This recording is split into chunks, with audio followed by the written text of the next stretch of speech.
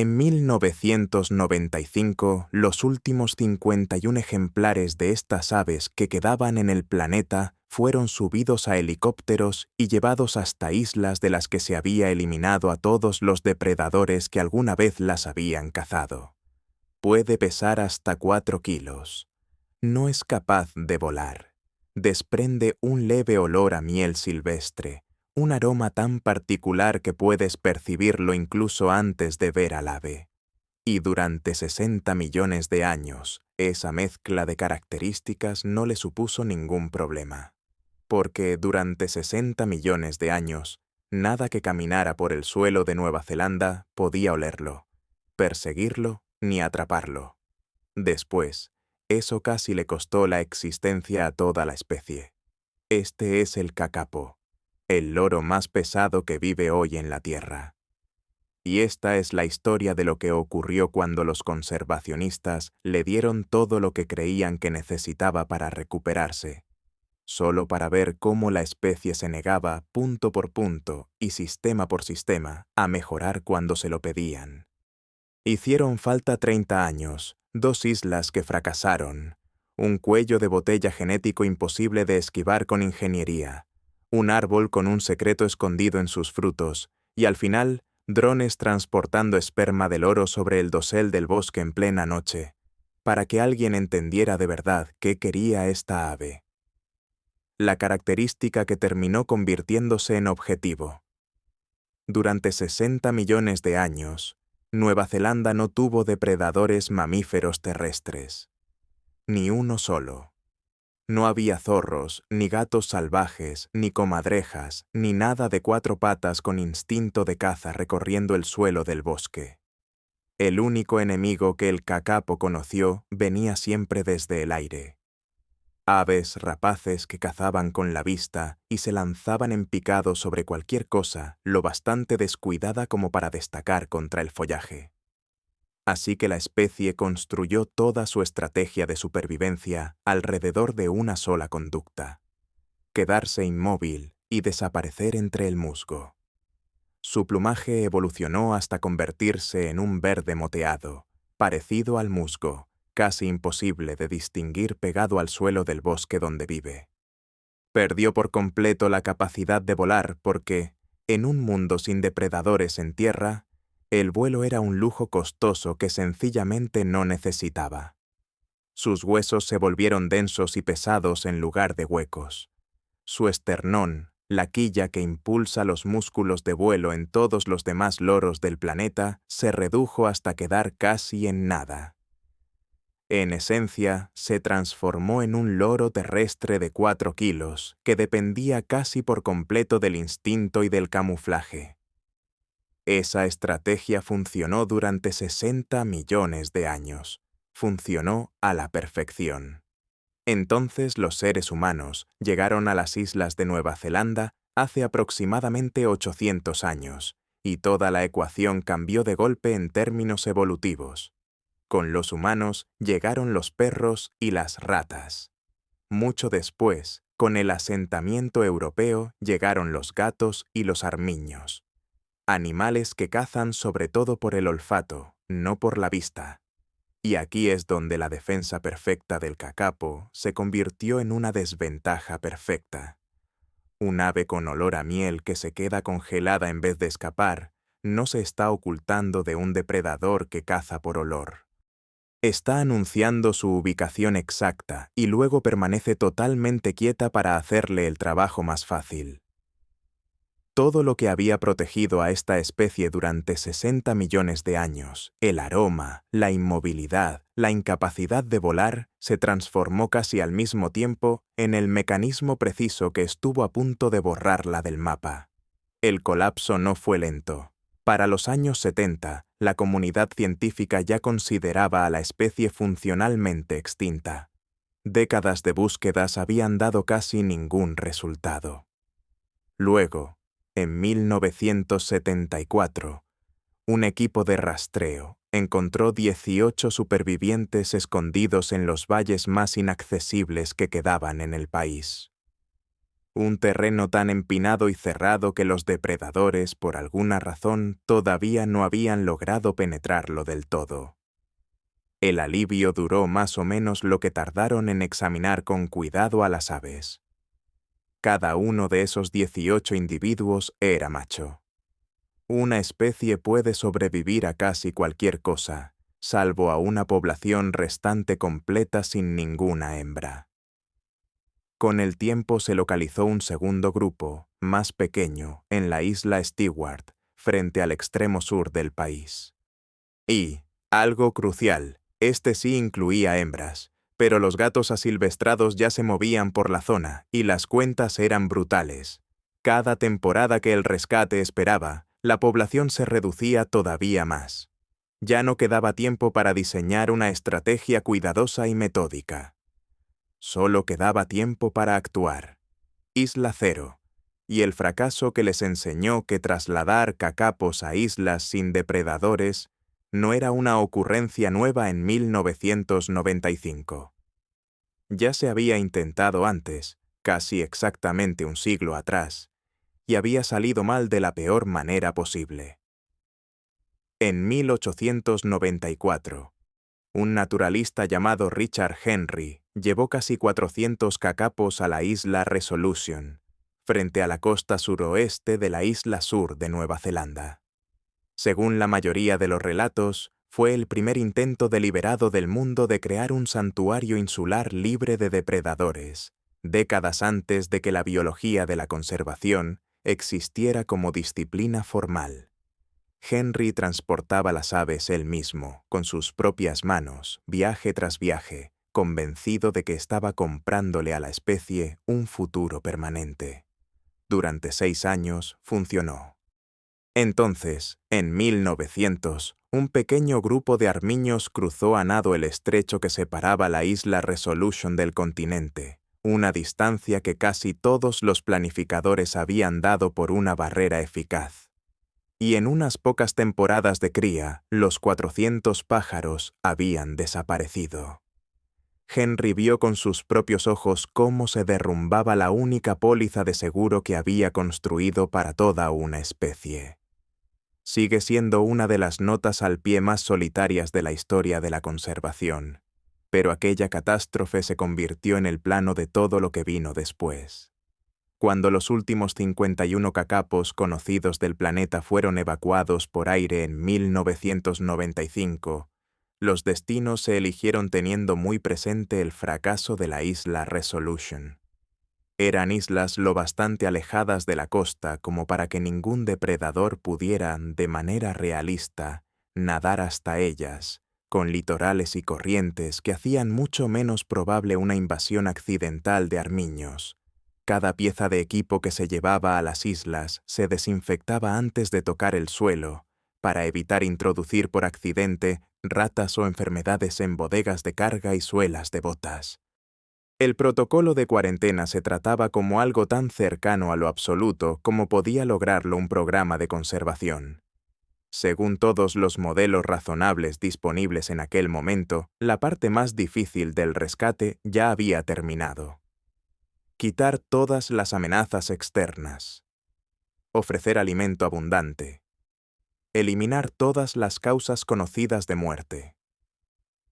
Los supervivientes, siguiendo la lógica de la época, deberían reproducirse y alejarse del borde de la extinción con relativa rapidez. Pero eso no fue lo que ocurrió. Seguros, alimentados y sin hacer nada. Desde 1980 hasta 1995, en todos los intentos de anidación registrados en las islas protegidas, exactamente 3 polluelos lograron sobrevivir hasta emplumar. 3. Después de 15 años de esfuerzo, el primer culpable que señalaron los investigadores fueron las ratas. No la amenaza introducida que originalmente había devastado la población del continente, sino un resto de ella. Las ratas no podían matar a un cacapo adulto. El ave es sencillamente demasiado grande y demasiado fuerte para que una rata la derribe de forma directa.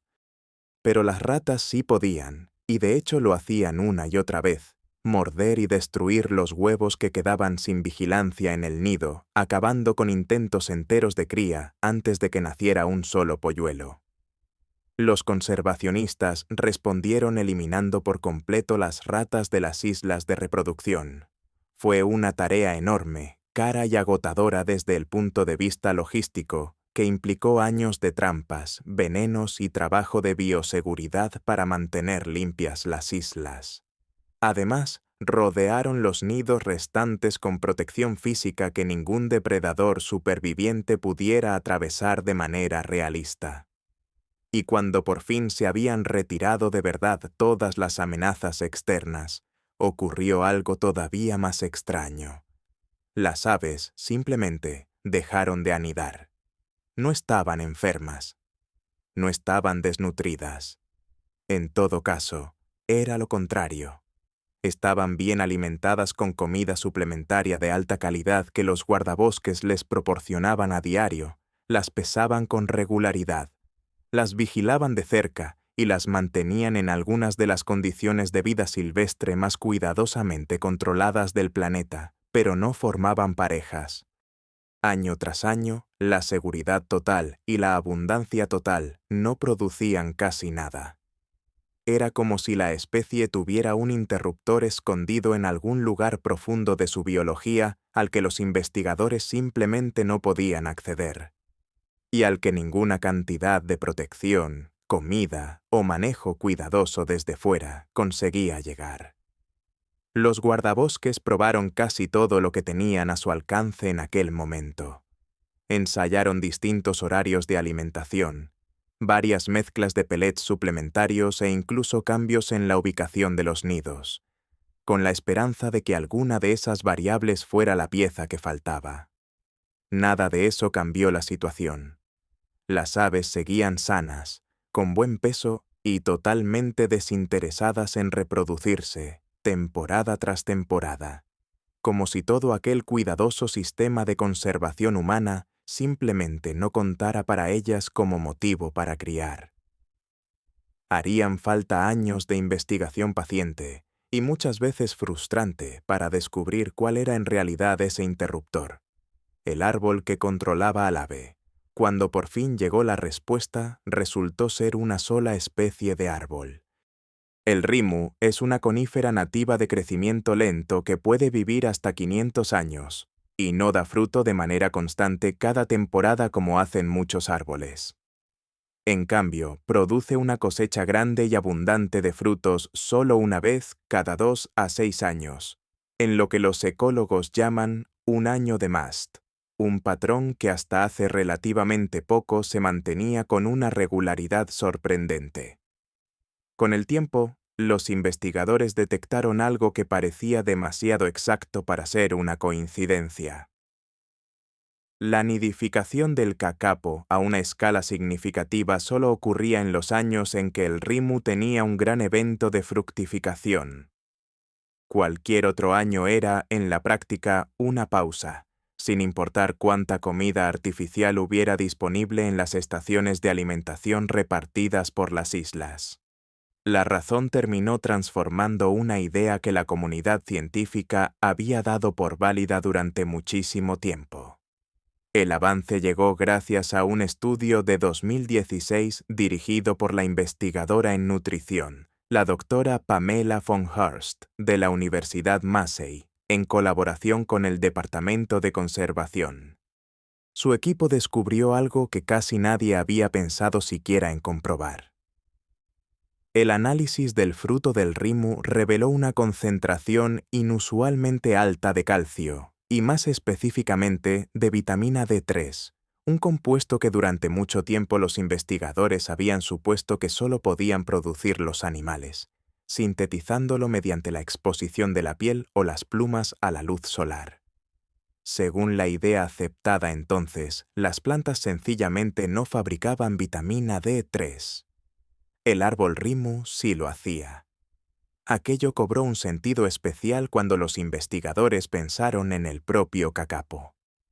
Se trata de un ave nocturna, incapaz de volar, que vive en el suelo del bosque y pasa casi toda su existencia protegida bajo un dosel denso, con una exposición directa al sol tan escasa como la de prácticamente cualquier ave del planeta. Una especie así, siguiendo la lógica común, no debería tener ninguna forma fiable de producir su propia vitamina D, y por eso el hallazgo de una planta que se la proporcionaba directamente a través de la dieta dejó de parecer una simple curiosidad y empezó a sentirse como la mitad perdida de una ecuación que los investigadores ni siquiera sabían que debían buscar. Para una hembra de kakapo que incuba sus huevos completamente sola durante meses, sin recibir ayuda de ningún compañero, en una especie donde la única aportación del macho a la crianza termina en el instante en que acaba el apareamiento, esa dosis de vitamina D3 funciona casi como una barrera biológica. Si no circula suficiente cantidad en su organismo, su cuerpo no producirá el calcio necesario para formar una cáscara de huevo viable, por mucha comida artificial rica en proteínas que haya estado consumiendo. Sin Rimu no hay nido. No era una preferencia de comportamiento de la que se pudiera convencer a las aves para que salieran, sino un límite fisiológico firme, escrito en la propia química de la reproducción. Más tarde, los investigadores advirtieron un matiz todavía más extraño. El fruto inmaduro del rimu, que las aves comían al comienzo de la temporada, parecía activar la conducta reproductiva en sí, casi como una señal hormonal que les decía que la estación era la adecuada. El fruto maduro que aparecía semanas después era un requisito completamente distinto. El verdadero paquete nutricional que necesitaban los polluelos una vez que habían nacido. El árbol no solo alimentaba al kakapo, también marcaba su calendario. Eso explicaba 15 años de aparente fracaso mediante un mecanismo único y elegante. Las aves no estaban siendo tercas, estaban siendo precisas. La solución que empeoró el problema y la tecnología que vino después. En 2002, el rimu volvió a darse con verdadera abundancia en la isla Codfish, y por primera vez en mucho tiempo se abrió una puerta real hacia la recuperación. Los conservacionistas tomaron una decisión que entonces parecía el siguiente paso más lógico. Si el rimu ya estaba aportando lo suyo, ¿por qué no aumentar también la comida suplementaria? La idea era darles a las hembras más sanas todas las ventajas posibles para que pusieran la mayor cantidad de huevos. En teoría, más alimento debía traducirse en más huevos, y más huevos en más polluelos. Los polluelos nacieron, pero cuando los investigadores revisaron su sexo, el 70% resultó ser macho. La población ya sufría una falta crítica de hembras. Esa carencia venía desde que, en 1974, se hallaron los 18 supervivientes originales, todos machos. Ahora, la medida pensada para acelerar la recuperación había empujado ese desequilibrio todavía más cerca del colapso. La causa resultó ser evolutiva y de una elegancia casi diabólica. Los machos de kakapo crecen entre un 30 y un 40% más que las hembras, y necesitan mucha más energía para desarrollarse por completo dentro del huevo. Cuando una madre detecta que en su entorno hay alimento realmente abundante, su cuerpo inclina las probabilidades hacia la producción del sexo más grande y físicamente competitivo. Es una estrategia que tiene sentido en la naturaleza, donde la abundancia es poco común y un macho más grande y fuerte tiene más opciones de transmitir sus genes, pero que se vuelve desastrosa en una población que ya necesita hembras con urgencia. Cuando los investigadores entendieron el mecanismo, la solución fue casi lo contrario de lo que dictaba la intuición. Había que reducir el alimento suplementario, no por debajo de lo necesario para que las aves anidaran con éxito, sino justo por debajo del punto que activaba la respuesta hormonal que sesgaba los nacimientos hacia machos. En cuanto las raciones se reajustaron para imitar las condiciones naturales del bosque, y no una abundancia artificial, La proporción de sexos entre los nuevos polluelos volvió a quedar casi equilibrada. Solo en esa temporada reproductiva, la población aumentó cerca de un 40%. La lección marcó todo lo que vino después. A esta especie no bastaba con darle más. Había que darle exactamente lo que habría encontrado en la naturaleza. Ni más ni menos. Todo calibrado con una precisión que rozaba la obsesión. Esa misma precisión llevó el programa a un terreno que nadie habría imaginado en 1995. Para los años 2000, apareció una amenaza nueva que no tenía que ver con depredadores ni con nutrición. La genética. Como todos los cacapos vivos descendían de una población fundadora tan reducida, los genetistas descubrieron que toda la especie se remontaba a unas 3 docenas de linajes distintos. Era un cuello de botella tan severo que, por sí solo, podía poner en riesgo la fertilidad a largo plazo. La respuesta, incluso para los estándares de la conservación, fue casi de ciencia ficción.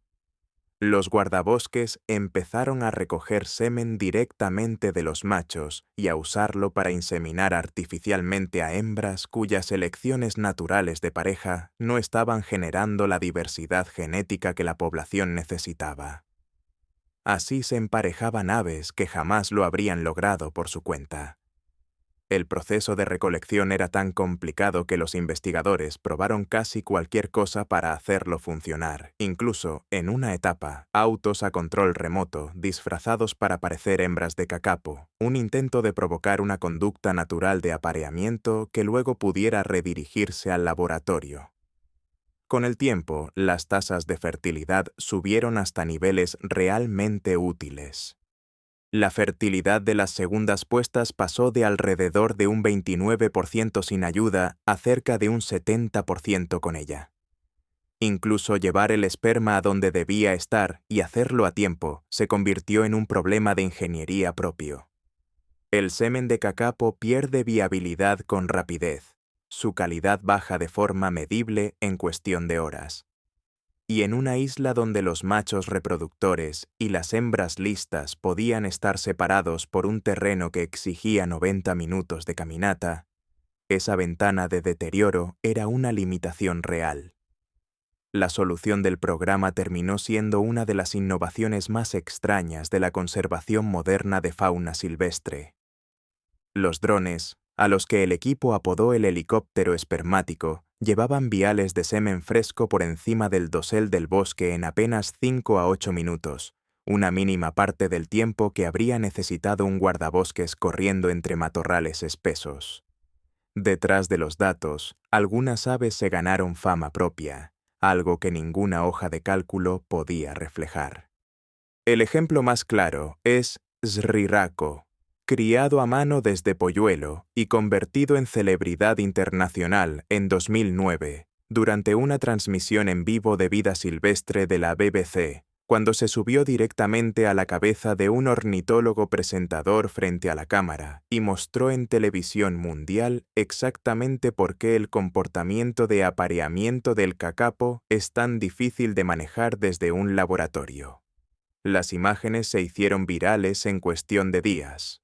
En vez de verlo como una vergüenza, el Departamento de Conservación convirtió a Srirako en el portavoz oficial de la especie, el único cacapo autorizado formalmente para tener contacto humano de manera regular, un papel que todavía mantiene hoy. Después llegó el revés que coincidió con la cifra del comienzo, y el récord que por fin se rompió. En 2019, justo en la temporada en que el programa marcó un nuevo récord de volantones, el desastre apareció sin aviso. La aspergilosis, una infección fúngica que prospera en condiciones de anidación muy concentradas y que un sistema inmunitario ya debilitado por décadas de endogamia tiene mucha menos capacidad de combatir, se extendió por la población en las islas de cría. 21 aves se infectaron. 9 no sobrevivieron. Los conservacionistas se vieron obligados a hacer una evacuación de emergencia, trasladando a los individuos vulnerables restantes a centros veterinarios en tierra firme para recibir un tratamiento que no podían darles en las propias islas. El número evacuado fue 51, exactamente la misma cifra a la que se había reducido toda la población mundial en 1995, reapareciendo décadas después como una coincidencia sombría y completamente accidental. Era la prueba, si alguien aún la necesitaba, de que el peligro para esta especie en realidad nunca había desaparecido. Solo había quedado en pausa, mantenido a raya mediante una intervención constante. La respuesta fue repartir el riesgo geográficamente, en lugar de concentrarlo en un pequeño grupo de islas. En 2023, en lo que el Departamento de Conservación llamó un verdadero hito de conservación, 10 cacapos fueron liberados en Sanctuary Mountain, Mongatari. Fue el primer paso deliberado para devolver la especie a la Nueva Zelanda continental después de aproximadamente un siglo de supervivencia limitada únicamente a islas alejadas de la costa. La reserva está protegida por una valla a prueba de depredadores que se extiende casi 50 kilómetros alrededor del perímetro de la montaña. Dentro del primer grupo pequeño liberado, varias aves usaron sus picos duros y curvos como herramientas de escalada, y sus poderosas garras para trepar directamente hacia arriba y superar una barrera metálica de 2 metros diseñada específicamente para que fuera imposible escalarla. Los investigadores tuvieron que rastrear a los fugitivos, capturarlos de nuevo y rediseñar desde cero algunas secciones de la cerca. 4 décadas después de iniciado el esfuerzo de recuperación, la especie seguía encontrando los límites de cada sistema que los humanos construían para contenerla. Pero lo que ocurrió a continuación es la parte de esta historia que casi nadie vio venir. Después de la última temporada completa de cría del programa en 2022, que en su momento también había establecido un récord, los árboles Remu volvieron a quedarse en silencio, como suelen hacer, y la población se estabilizó, luego bajó ligeramente por desgaste natural, quedando en alrededor de 236 adultos conocidos al entrar en 2026. Entonces, tras un intervalo de 4 años sin una gran temporada reproductiva, los árboles Remu de las islas del sur dieron frutos en cantidades que el programa nunca antes había documentado. Se construyeron 80 nidos. Se pusieron al menos 256 huevos. En cuestión de meses habían nacido 95 polluelos, no solo superando el récord de 2019 de 73 volantones, sino dejándolo muy atrás. El Departamento de Conservación lo describió, sin rodeos, como la temporada de cría más grande desde que el programa empezó 3 décadas atrás. No todos los polluelos sobrevivirán hasta ser contados como volantones. Algunos ya no lo han logrado. Pero la escala por sí sola revela algo que aquellas hojas de cálculo de 1995 jamás habrían podido anticipar. En 1995, la población fundadora apenas contaba con 20 hembras en edad reproductiva dentro de un total de 51 aves, y casi todas las demás eran machos. Hoy, tras 3 décadas de nutrición controlada con precisión, inseminación apoyada por drones y emparejamientos guiados por genética, esa cifra llega a 83 hembras reproductoras, cerca de 4 veces el punto desde el que partió la especie. La población total se encuentra ahora en la franja baja a media de los 200. Cada ave tiene su propio nombre. Es seguida mediante un transmisor inteligente y la pesan con regularidad guardabosques que reconocen a cada una en el terreno. Cada avance de esta recuperación llegó solo después de que la especie rechazara algo primero. Se negó a reproducirse cuando se eliminaron las amenazas, pero las condiciones aún no eran biológicamente adecuadas. Música. Se negó a anidar sin rem, sin importar qué otros alimentos hubiera esperando en las estaciones de alimentación. Cuando recibió más comida de la que la naturaleza jamás le habría ofrecido, inclinó su descendencia hacia los machos. Trepó sin problema una cerca diseñada específicamente para que fuera imposible de escalar. En casi cada etapa de un programa de 30 años, el Kakapo obligó a los investigadores a dejar atrás la idea de que la seguridad y los recursos bastarían por sí solos, y a aprender despacio, pagando un precio real, que era exactamente lo que la especie necesitaba. El objetivo declarado del programa hoy ya no es simplemente mantener el control, es aflojar de manera intencional y gradual los mismos sistemas construidos durante 3 décadas, dar un paso cuidadoso hacia atrás respecto a la gestión constante, con la meta de permitir algún día que la especie vuelva a reproducirse y vivir sin manejo humano en bosques primarios, tal como lo hizo durante 60 millones de años antes de que toda esta intervención fuera necesaria. ¿Tú qué opinas? Una recuperación que depende tanto de la intervención humana, hasta el punto de usar drones para llevar esperma bajo el dosel del bosque, ¿todavía puede considerarse un verdadero regreso a la vida salvaje? ¿O sigue siendo algo completamente distinto mientras los humanos continúen controlando casi cada variable en la vida de estas aves? Déjame tu opinión en los comentarios y suscríbete para más historias como esta.